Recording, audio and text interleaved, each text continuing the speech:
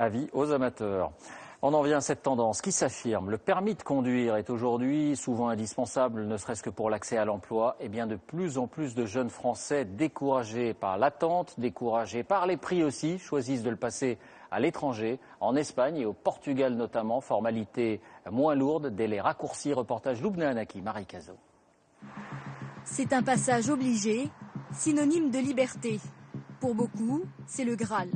Tous les ans, ils sont plus d'1,5 million à se présenter à l'épreuve, mais décrocher le permis peut parfois tourner au cauchemar. Les centres d'examen sont saturés, les délais d'attente importants, mais surtout cela coûte cher. J'ai payé 600 € pour le code et à peu près 1 000 € pour la conduite.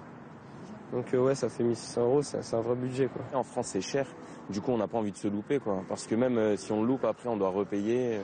Des prix toujours à la hausse qui s'affichent sur les vitrines des auto-écoles. 1 000 €. 1 450, parfois du simple au double d'une ville à l'autre, car les tarifs sont libres. Alors pour passer le permis vite fait et pas cher, certains ont trouvé la solution. Dans son cas, c'était la Belgique. Lorsqu'elle a vu les prix, Claudia n'a pas hésité une seconde. C'est le permis belge, communauté européenne.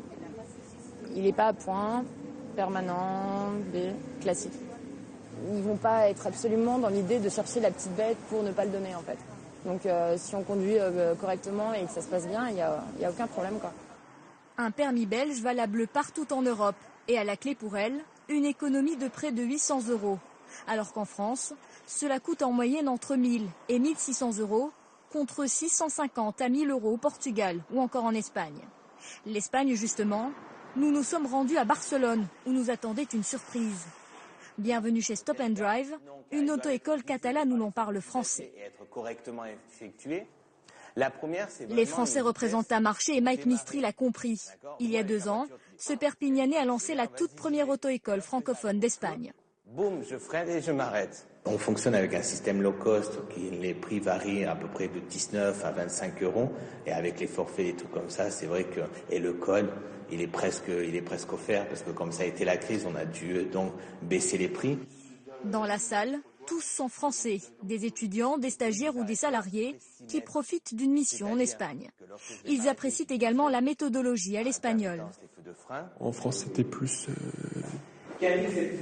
du bourrage de crâne. Là, on fait vraiment des cours avec un professeur qui nous explique et il est là pour répondre à nos questions.